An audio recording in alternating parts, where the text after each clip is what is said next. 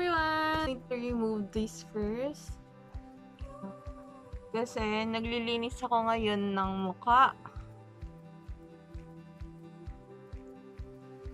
Ito, I have spots there. So, I'm trying different kinds of routine na magiging effective na mawala tong mga spots sa mukha ko.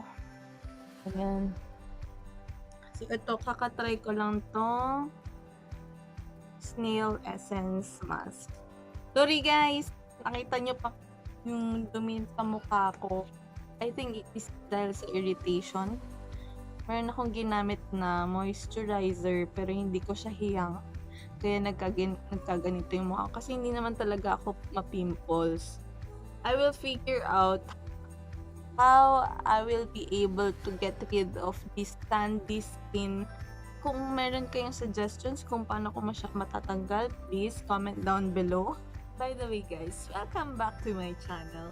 If you are new here in my channel, my name is Caplas and I am your Wandering Good Vibes. Yeah. Please don't forget to subscribe. In today's vlog, I'm going to give you a food trip in Baguio with a budget of 2,000 pesos. So, ayun. Start natin is sa Cafe by the Ruins. And kasama ko ang family Unggo!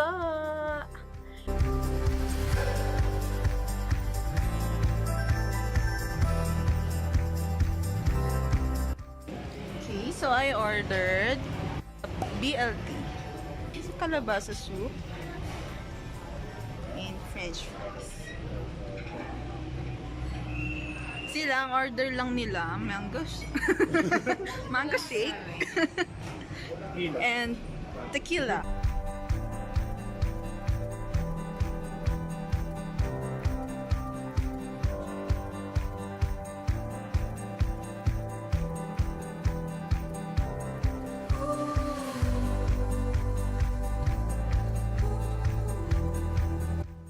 Right after kumain, sumakay na kami agad ng taxi to go to Caplas Museum.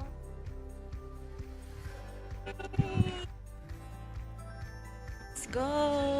Bale, sa Bencap, bawal mag-video. So, I can't share with you guys a video.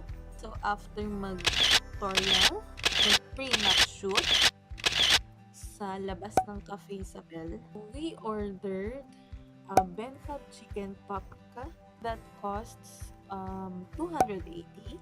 We think that's the best seller since it has the word Bencap. And we ordered blueberry cheesecake that costs 170 and ice mocha costs 150. That's the same with the iced latte which my friends ordered. Next up is the Bell Church, which was a mistake because I just discovered that it closes at 4 p.m.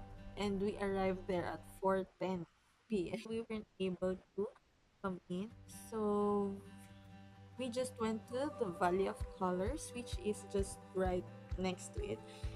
Actually, it was also my first time to go there, so naglakad pa kami ng mga siguro mga 40 meters. 40 meters na layo from Bell Church.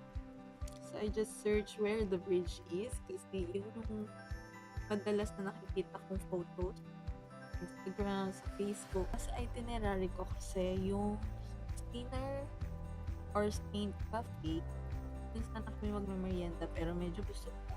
Kaya hindi na lang kami kumain. So, sumakay na lang kami agad ng taxi papunta sa Diplomat.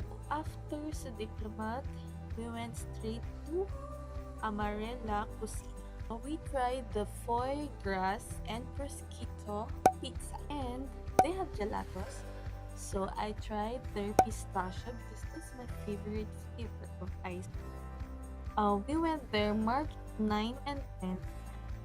That was the closing of the Panagdanga Festival. So, naabutan namin yung session in Bloom, which is happening right after the Grand Float Parade. Kasi diba, 2 parades yon. On a Saturday, that's the street dancing parade. And on Sunday, that's the Grand Float Parade. Right after that parade, nagsasara ang buong session and nagtatayo ng maraming booths like food, magwaga, mukha ng baklaran, mga merchandise, at marami pang iba. At dahil hindi sila natutuwa sa mga bagong kinakain, back to basic tayo. Potato corn.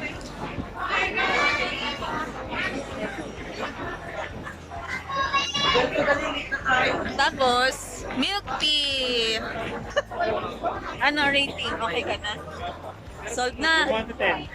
From 1 to 10. 10 being the lowest. Sold na siya. Pampalubag loob dun sa pizza na hindi siya natuwa.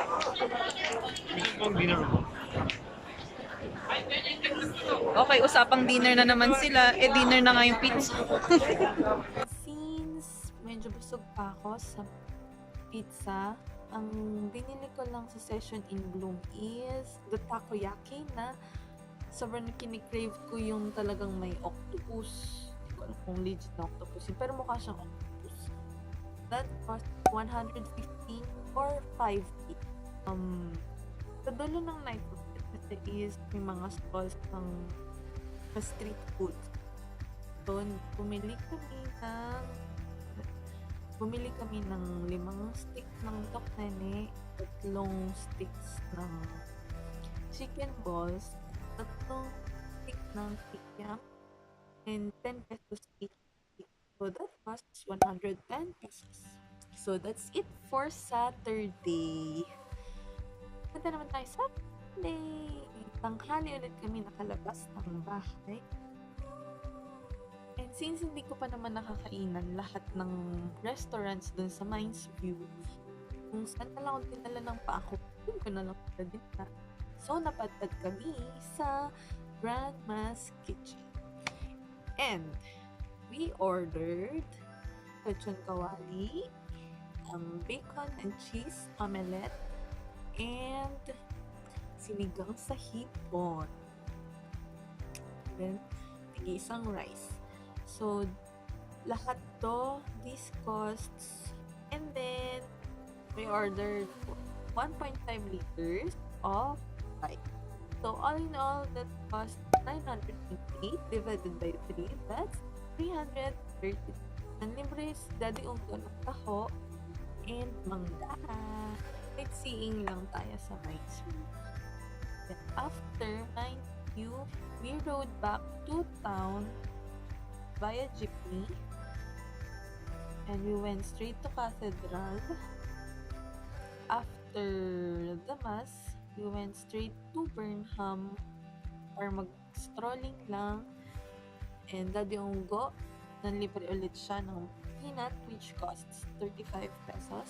So we're going to wrap up this vlog through totaling how much I have spent. Tignan natin kung pasok siya sa 2,000 pesos budget. Totaling lahat ng ginastos ko divided by 3 yung mga for sharing, naka-arrive tayo sa 1,592. Dun. So, pasok tayo sa 2,000 pesos na budget. So, yun lang guys.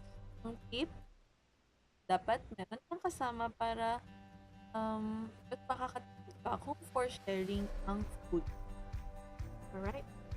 Since it was my first time to go in these restaurants, I'm going to do a food vlog about this. Check out the link of my blog below the description box. I started with a skincare video, so I'm ending with another one.